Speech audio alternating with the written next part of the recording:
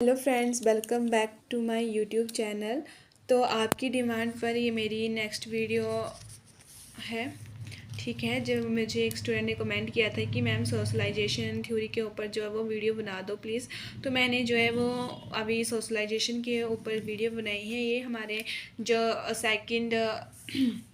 Second हमारा subject है, यानी कि सेकंड पेपर जो है हमारा जेंडर, स्कूल एंड सोसाइटी, उसके ऊपर वीडियो है। सेकंड यूनिट का जो हमारा फर्स्ट टॉपिक है, ठीक है, कि socialisation theories of gender and education implications. ठीक है, तो अभी हम सोशलाइजेशन थ्योरी के बारे में जानेंगे। तो उससे पहले हम सोशलाइजेशन के बारे में जानेंगे कि समाजीकरण क्या है। तो समाजीकरण के बारे में जानने से पहले हम जानेंगे कि जो अभी भेदभाव होता है उससे पहले भी होता था या नहीं। तो हमारा सबसे पहले हम प्राचीन काल के बारे में बात करते हैं। तो जब हमारा जो आप परिचय लिखोगे ना एग्ज़ाम में, अगर आपको ये क्वेश्चन आएगा तो आप जो इंट्रोडक्शन दोगे तो उसमें सबसे पहले आप प्राचीन काल के बारे में लिखोगे कि प्राचीन काल में क्या था। तो जब प्राचीन काल था तब जो था वो जो हमारी स्त्रियां थी और जो पुरुष थे उनको समान ही समझा जाता था, यानी कि उसमें विद्वान मानते थे कि प्राचीन भारत में महिलाओं को जो है वो पुरुषों के समान अधिकार प्राप्त था। ठीक है, महिलाएं पुरुषों के समान रहती थी, उनको प्रत्येक कार्य में जो था वो पुरुषों के समान ही अधिकार प्राप्त था। ठीक है, जो ये हमारे प्राचीन काल में था। उसके बाद अब आया हमारा मध्यकाल। तो मध्यकाल से ही जो लड़कियों के साथ भेदभाव होना शुरू हो गया था। ठीक है, तो हमारा जब प्राचीन काल था तब स्त्रियों को पुरुषों के समान ही अधिकार प्राप्त था, वो हर क्षेत्र में पुरुषों के समान थी। ठीक है, तो जैसे कि आप सभी जानते हो, आज़ादी के समय भी आज़ादी दिलवाने भी महिलाओं ने काफ़ी योगदान दिया है। जैसे रानी लक्ष्मीबाई का एग्जाम्पल आप लिख सकते हो। तो ये सब हमें बताता है कि किस तरह से जो है वो समानता होना बहुत ही ज़रूरी है। ठीक है, ये सभी हमें महत्वपूर्ण भूमिका निभाता है समानता के लिए। ठीक है, आज़ादी के रूप में जो महिलाएं काम करती थी, आज़ादी दिलाने में जो महिलाओं ने अपना योगदान दिया, इससे हमें जो है वो सामाजिक समानता के बारे में पता चलता है कि किस तरह की समानता होती है और होनी चाहिए, क्योंकि महिलाएं भी पुरुषों के समान होती हैं। ठीक है, उसके बाद हमारा आया मध्यकाल। तो मध्यकाल में क्या हुआ? प्राचीन काल में तो पुरुषों के समान लड़कियों को अधिकार था, लेकिन मध्यकाल में क्या हुआ? शुरू हो गया भेदभाव होना। ठीक है, जैसे सती प्रथा का आरंभ हुआ, पर्दा प्रथा, फिर उसके साथ विधवा पुनर्विवाह। ठीक है, ऐसी प्रथाएं जो वो चालू होने शुरू हो गई थी, वैसे फिर धीरे धीरे जो है ये शुरू होगी। फिर आपको पता है कि इस तरह से सती प्रथा का अंत हुआ, विधवा पुनर्विवाह शुरू हुआ। ठीक है, तो कैसे कैसे जो है वो हमारे ये थे दार्शनिक थे, उन्होंने कैसे योगदान दिया हमारे जो भी थे। ठीक है,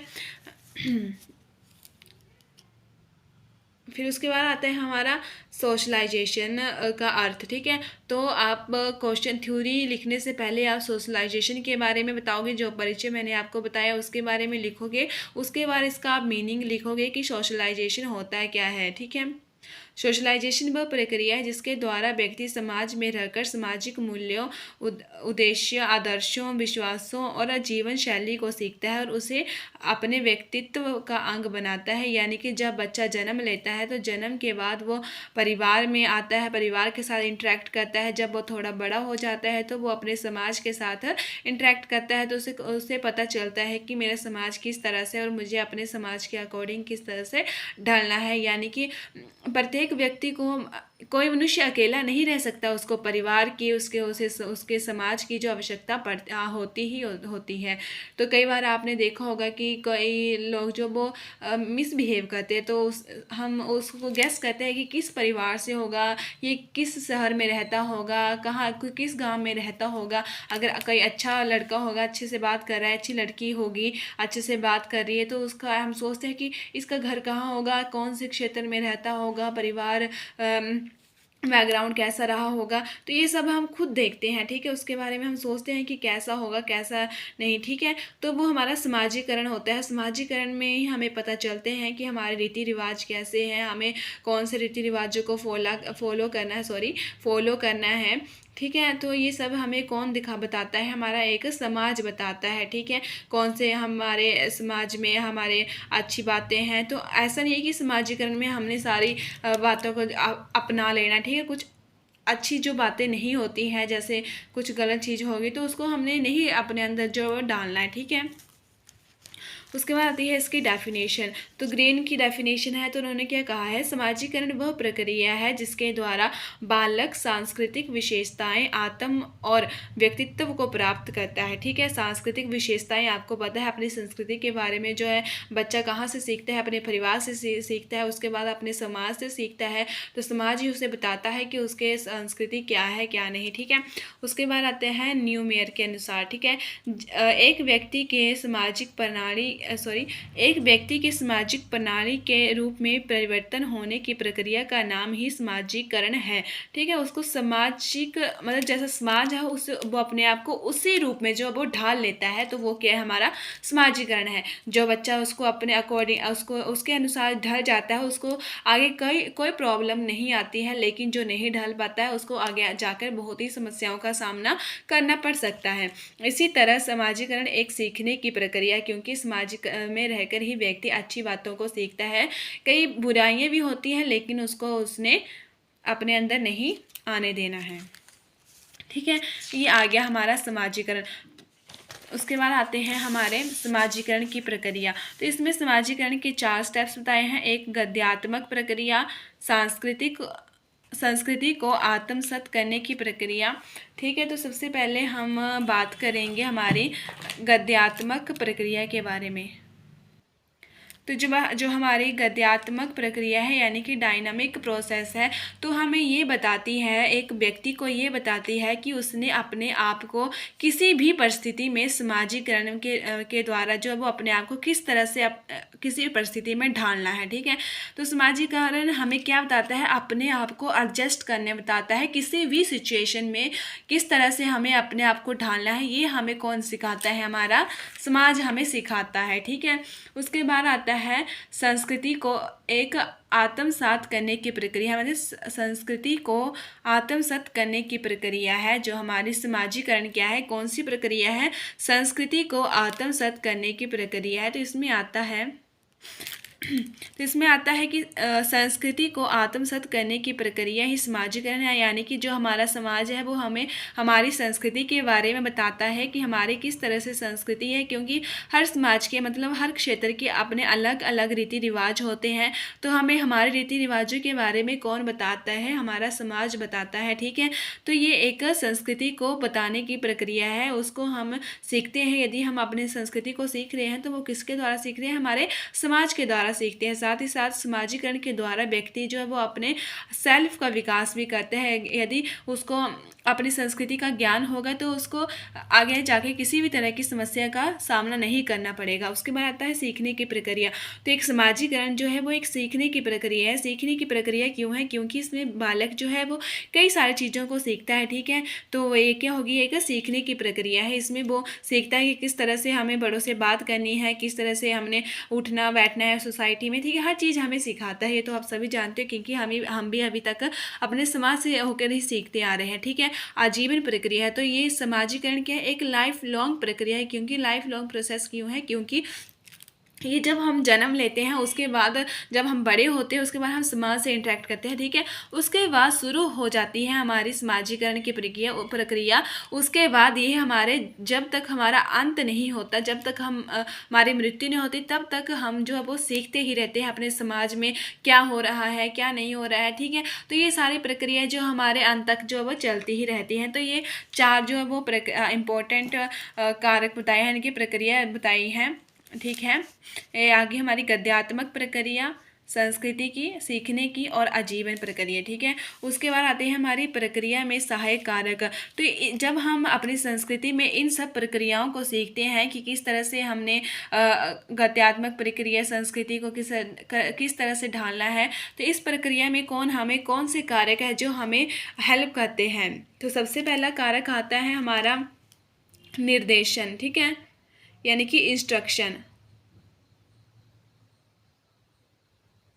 तो इसमें क्या होता है कि बालक जो कार्य कौन सा करेगा, बालक इसमें उन्हीं कार्यों को करता है जिसे जो है वो दूसरे व्यक्ति उसे करने के लिए कहते हैं, ठीक है।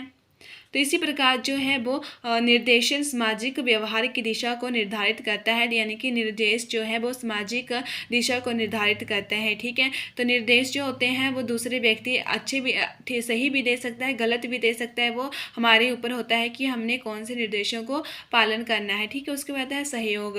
तो समाज में हमारे हमारा सहयोग देते हैं। तो जो हमारा समाज होता है वही बालक को सामाजिक प्रणाली के बारे में बताता है और सामाजिक गुणों का विकास जो करता है वो भी हमारा समाज ही करता है। तो हमें ये सहयोग करता है सामाजिकरण, सामाजिक जो भी सामाजिक प्रक्रिया है हमारे, उसको सीखने में हमारे सहयोग करता है। सहानुभूति, तो सहयोग के साथ साथ जो है वो बालक को सहानुभूति भी देता है। ठीक है, और जब उसको सहानुभूति दी जाती है, जो हमारे सोसाइटी में लोग होते हैं, तो अगर वो हमें सहानुभूति दे रहे हैं तो हमें उनसे कैसी फीलिंग आती है, एक अपनेपन की जो भावना का विकास होता है। और बालक जो है वो उन लोगों के साथ जो वो लगाव रखता है। ठीक है, उन लोगों के साथ प्रेम भावना का उसका विकास हो जाता है सहानुभूति के द्वारा। पालन पोषण आता है नेक्स्ट पॉइंट हमारा। तो अगर व्यक्ति ने समाज की प्रक्रिया को सीखना है तो उससे पहले उसका जो पालन पोषण जो है वो उचित ढंग से होना बहुत ही जरूरी है, तभी वो समाज के जो भी रीति रिवाज है उनको सीख पाएगा। ठीक है, अनुसरण, यानी कि उसने अनुसरण करना है, यानी कि इमिटेशन। बालक जो है वो अपने माता पिता, भाई बहन, परिवार, अड़ोस पड़ोस, ठीक है, इन सभी से जो है वो अनुसरण करता है, इन सभी लोगों से जो है वो चीज़ों को सीखता है। ठीक है, तो जो इमिटेशन करने की जो, यानी कि अनुसरण की जो प्रक्रिया है वो कहाँ से सीखता है, माता पिता, भाई बहन, बुजुर्ग, दादा दादी, पड़ोस, मित्र, जो भी उसके पीयर ग्रुप्स होते हैं उन सब से जो है वो इस प्रक्रिया को सीखता है। उसके बाद आता है पुरस्कार और दंड। यदि बच्चा जो है समाज में उचित काम कर रहा है तो उसको जो है वो अवार्ड भी दिए जाते हैं, और उससे क्या होता है, बालक जो है वो अच्छा महसूस करता है और नेक्स्ट टाइम कुछ और अच्छा करने का सोचता है कि अब मैं सोसाइटी के लिए उससे अच्छा कुछ करूँ। ठीक है, तो ये सारी प्रक्रिया जो उसको सहायता करती है। ठीक है, उसके बाद आते हैं माध्यम की सोर्सेज क्या है, समाजीकरण के सोर्सेज क्या है। तो जैसे कि मैंने आपको पहले ही बता दिया, तो मैं भी इनको ज़्यादा एक्सप्लेन नहीं करूँगी क्योंकि वीडियो जो है लंबी हो जाती हैं और मेरे फ़ोन में जो है वो थोड़ा प्रॉब्लम चल रहा है, तो इसलिए मैं आपको वीडियो भी अपलोड नहीं कर पा रही हूँ। तो ये थोड़ा छोटी बने वीडियो, इसलिए मैं थोड़ा शॉर्ट में आपको बताऊंगी। ठीक है, तो ये क्वेश्चन मैं आपको कंप्लीट ही बता दूंगी। तो परिवार यानी कि समाजीकरण के माध्यम क्या है, जो हमारे समाजीकरण के सोर्सेज है, सबसे पहले आता है हमारा परिवार। सॉरी, थोड़ा फास्ट भी बोल रही हूँ इसी चक्कर में मैं। ठीक है, आई होप आप समझोगे मेरी बात को, क्योंकि यहाँ पे नेटवर्क इशू भी रहता है, ऊपर से मेरे फ़ोन में भी प्रॉब्लम है। तो वीडियो अपलोड करने के लिए जो फ़ोन का अच्छा फ़ोन होना बहुत ही ज़रूरी होता है ना, इसलिए। तो सबसे पहले आती है हमारा परिवार। ठीक है, तो परिवार जो होता है वो सबसे पहले जब बच्चा जन्म लेता है तो वो परिवार से सीखता है। परिवार के बाद जो वो अपने सोसाइटी से, समाज से सीखता है। तो पहला माध्यम कौन बनता है, उसका परिवार बनता है। ठीक है, उसके बाद आता है हमारा पड़ोस और साथी। परिवार के बाद उसका जो हेल्प करते हैं समाजीकरण वे वो करते हैं पड़ोस और साथी, क्योंकि जब बच्चा जन्म लेता है तो उसके बाद जो है बच्चा कहाँ जाता है, अपने पड़ोस और साथी के पास ही जाता है, तो उसके वो भी उनको एडजस्ट करने में सहायता करते हैं। उसके बाद आता है समुदाय यानी कि कम्युनिटी। ठीक है, उसके बाद बच्चा जो वो अपने जो समुदाय होता है वो उसकी हेल्प करता है, क्योंकि समुदाय यानी कि जो उसकी संस्कृति, कला, इतिहास, साहित्य जैसी परंपराएं होती हैं। ठीक है, ये सब जो है उसको समाजीकरण को ये सब जो उसके ये जो भी हैं, ठीक है, जो यानी कि जो आगे हमारे कला, संस्कृति, इतिहास, साहित्य, ठीक है, ये सब उसको समाजीकरण में हेल्प करते हैं। ठीक है, विद्यालय, तो विद्यालय भी उसको एडजस्ट करने में जो वो हेल्प करते हैं। ठीक है, परिवार के बाद जो निकलता है उसके बाद बच्चा जो वो एक स्कूल में एडमिशन लेता है। ठीक है,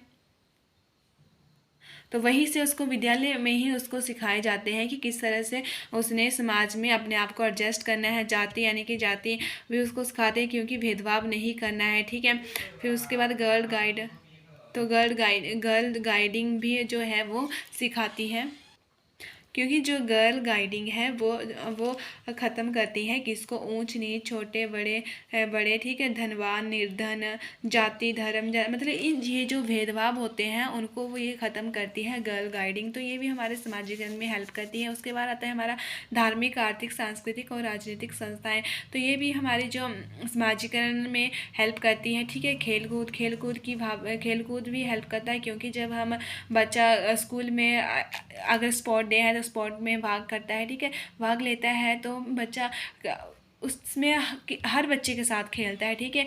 तो तब उसने उनसे कैसे बात करनी है, किस तरह से व्यवहार करना है, तो ये सब सिखाता है उसको समाजीकरण की, उन सब से कैसे बात करनी है, एग्रेसिव रूप में उनसे बात नहीं करनी है, नहीं खेल रहा है तो एक दूसरे को धक्का नहीं देना है, तो एडजस्ट करने सिखाता है। ये सब चीज़ें हमें परिवार हो गया, स्कूल हो गया, पड़ोस हो गया, तो ये सब हमें सिखाता है कि किस तरह से अपने वातावरण के अकॉर्डिंग हमें ढलना है, ठीक है। तो ये सभी हमें हेल्प करते हैं। उसके बाद आ जाती है हमारे समाजीकरण की प्रक्रिया में शिक्षण का उत्तरदायित्व। तो समाजीकरण की प्रक्रिया में शिक्षण का बहुत ही महत्वपूर्ण उत्तरदायित्व रहता है, यह हम सभी जानते हैं। सबसे पहले आता है संस्कृति का हस्तांतरण, ठीक है। तो संस्कृति का हस्तांतरण हमें कौन सिखाता है? हमारे स्कूल सिखाते हैं। यदि हम स्कूल में जा रहे हैं तो हमारे टीचर की रिस्पॉन्सिबिलिटी बनती है कि वो हमारे संस्कृति के बारे में बताएं कि क्या है, ठीक है। उसके बाद विद्यालय परंपराएं बताती हैं। विद्यालय की परंपराएं भी कैसे रहती हैं? जैसे कि हमारा स्कूल एक गांव में है तो उसके अकॉर्डिंग ही वहाँ के जो वो फंक्शन वगैरह जो वो किए जाते हैं, ठीक है। पाठ्य सहभागी क्रियाओं का आयोजन। तो जो पाठ्य सहयोगी क्रियाओं का आयोजन है, इसमें जो है आपने क्या एक्टिविटी को करिकुलम एक्टिविटीज़ को भी शामिल करना है, ताकि बच्चे जो है वो सहयोग की भावना का विकास कर सके। उसके बाद स्वस्थ प्रतियोगिता की भावना के द्वारा भी होता है, ठीक है। उसके बाद हमारा नेक्स्ट आती है सामाजिक वातावरण का निर्माण। इसमें बालक के समाजीकरण के लिए जो शिक्षक को विद्यार्थियों के साथ जो वो अच्छे से व्यवहार करना चाहिए, ताकि जो है बच्चे अच्छा फील कर सके, ठीक है। शिक्षक को मतभेदों को दूर करना चाहिए, ठीक है। तो समाजीकरण वातावरण का निर्माण कैसा होगा? यदि बच्चे शिक्षक जो होगा वो बच्चों से अच्छा व्यवहार करेंगे और मतभेदों को दूर करेंगे, ठीक है। तो वैसे ही समाजीकरण वातावरण का निर्माण होगा। सामाजिक, ठीक है, सामूहिक कार्यों को प्रोत्साहित करना है, ठीक है। ये सभी बहुत ही ज़रूरी रहता है। सामूहिक भावना को बच्चों के अंदर जो वो पैदा करना है कि एक दूसरे की हेल्प करनी है, ठीक है। मिल जुल कर काम करना, ये सब किसकी रिस्पॉन्सिबिलिटी रहती है? एक टीचर्स की रहती है, ठीक है। तो ये शिक्षक जो है वो बहुत ही हेल्प करते हैं, ठीक है। उसके बाद आती है हमारे थ्योरीज। तो थ्योरीज आती है हमारे 4 थ्योरीज बताई गई है। लिंग अंतर सिद्धांत, समाजीकरण सिद्धांत, ढांचात्मक सिद्धांत, विखंडनात्मक सिद्धांत। तो लिंग अंतर सिद्धांत में बताया गया है कि किस तरह से सबके साथ एक जैसा व्यवहार करना, जैसे लड़का लड़कियों के साथ जो वो डिस्क्रिमिनेशन नहीं करना है। यदि जहाँ पे लड़कों को अहमियत दी जा रही है, मतलब जहाँ पे लड़कों को सपोर्ट किया जा रहा है वहाँ पे लड़कियों को भी सपोर्ट करना है। यदि किसी फील्ड में लड़कों को इम्पोर्टेंस दी जा रही है तो लड़कियों को भी देना है। यानी कि जो लिंग अंतर सिद्धांत है वो पूरा का पूरा हमें यही बताता है कि लड़कों और लड़कियों के साथ जो अब भेदभाव नहीं करना है, लड़कों को और लड़कियों को एक समान मानना है। लड़कियों को लड़कों के समान अधिकार प्राप्त करने हैं, उनके साथ किसी चीज़ का डिस्क्रिमिनेशन नहीं होना चाहिए। जैसे कि आपको पता है जब फैमिली से ही शुरू हो जाता है डिस्क्रिमिनेशन। जब बच्चा जन्म लेता है तो लड़कियों के साथ जो है वो किस तरह से व्यवहार किया जाता है आप सभी जानते हो, लड़कों के साथ किस तरह से व्यवहार किया जाता है ये भी सब जानते हैं, ठीक है। और ऐसा माना जाता है कि हर फैमिली में जो है वो एक लड़का होना ज़रूरी है, ठीक है। तो ये सारी भावनाएं, ये सारे जो भी विश्वास है अभी हम सब जानते हैं, ठीक है। तो लिंग भेदभाव को समाप्त करने की ही बात की गई है इस सिद्धांत में, ठीक है। उसके बाद आता है समाजीकरण का सिद्धांत। तो समाजीकरण का सिद्धांत में इसमें मेन जो हमारा क्वेश्चन है वो यही है कि समाजीकरण का सिद्धांत क्या है, ठीक है। तो समाजीकरण के सिद्धांत के बारे में हम जानेंगे। तो ये सिद्धांत बिल्कुल सीधा है जो लिंग भेदभाव के बारे में बताता है।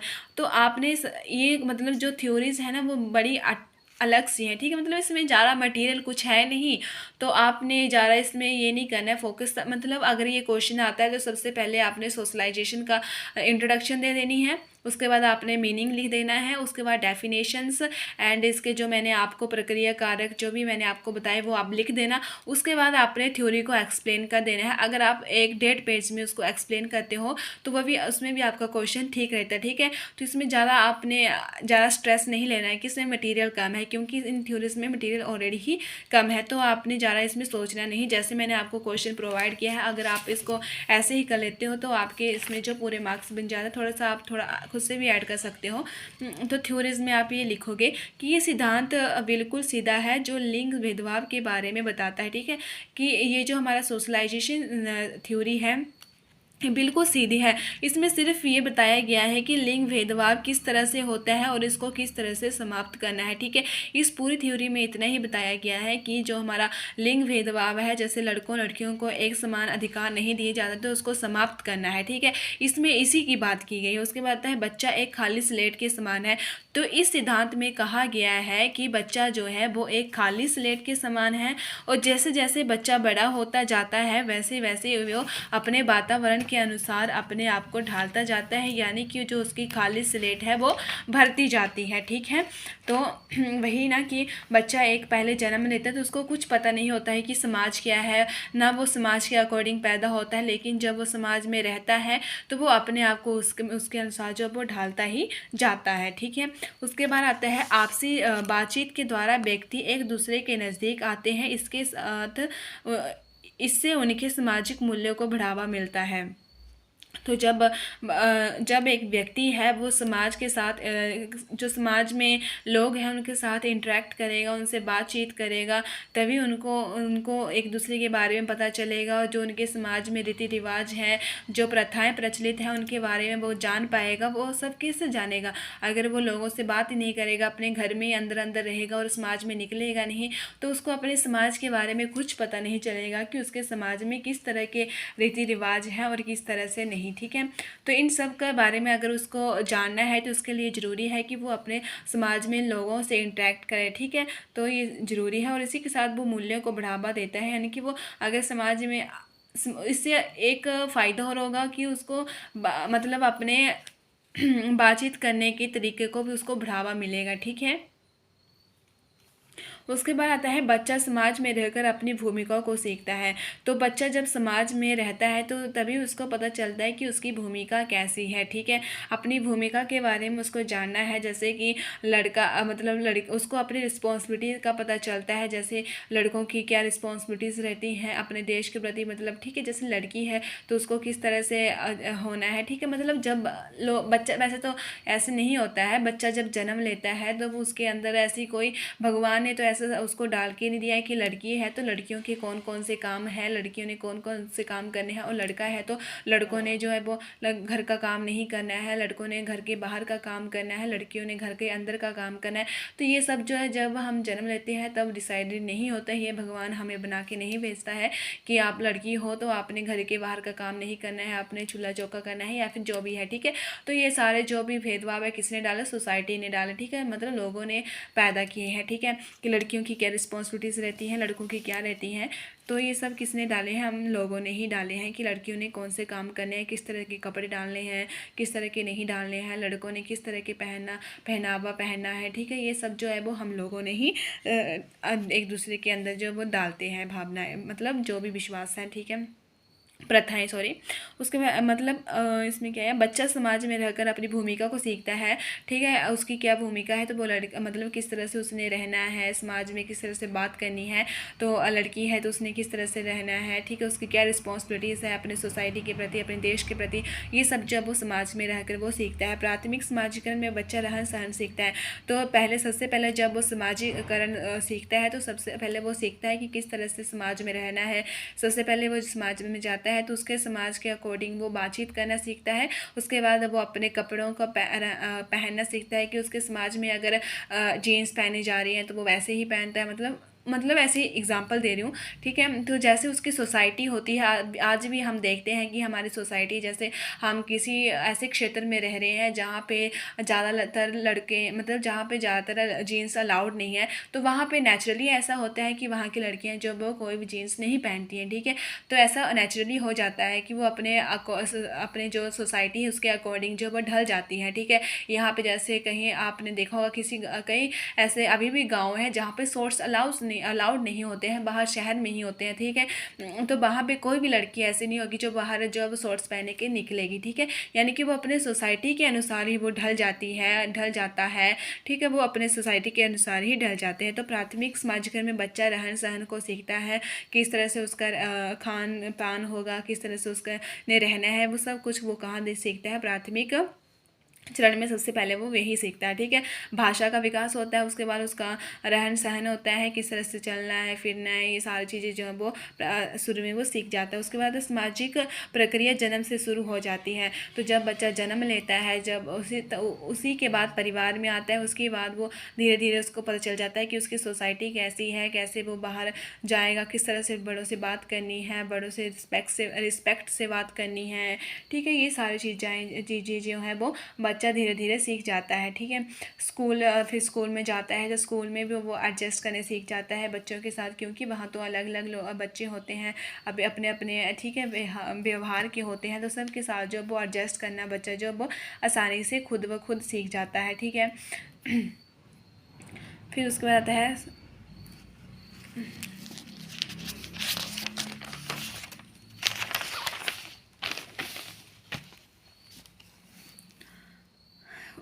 परिवार सामाजिक लिंग की भूमिका निभाना शुरू करता है।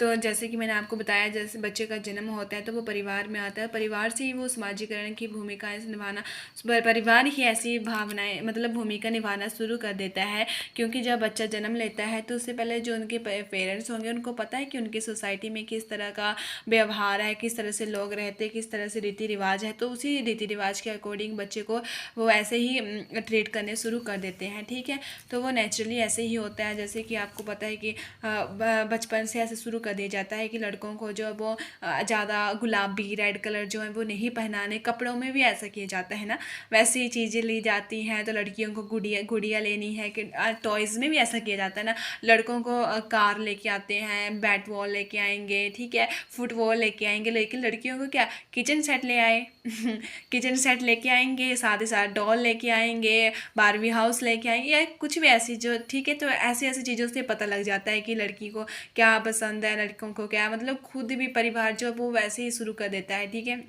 उसी के अकॉर्डिंग।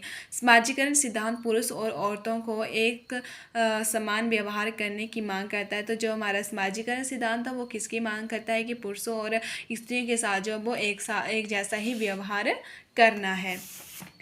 तो ये आ गया हमारा समाजीकरण का सिद्धांत, ठीक है। आई होप आपको समझ आ गया होगा। इसके अलावा जो हमारा ढांचात्मक सिद्धांत था और जो विखंडनात्मक सिद्धांत था, उसके बारे में ज़्यादा मैंने डिस्कस नहीं की, मतलब उसके बारे में मैंने अभी इस वीडियो में नहीं बताऊंगी क्योंकि वीडियो लॉन्ग हो रही है। तो मैं थोड़ा सा बता देती हूँ। जो ढांचात्मक सिद्धांत था और जो विखंडनात्मक सिद्धांत है, उसकी जो इसकी शुरुआत कब मानी गई है, 1980 से 1990 तक में जो है इसकी शुरुआत मानी गई है। जो ढांचात्मक सिद्धांत है और जो विखंडनात्मक सिद्धांत है, और जो ढांचात्मक सिद्धांत है, इस सिद्धांत में जो वो शक्ति को, मतलब शक्ति को एक अहम माना गया है कि जो शक्ति होती है वो एक समूह से दूसरे समूह तक जाती है, ठीक है। और ये ज्ञान, मतलब जो ढांचात्मक सिद्धांत है वो एक ज्ञान का सिद्धांत माना गया है, ज्ञान का विशेष सिद्धांत माना गया है उसको।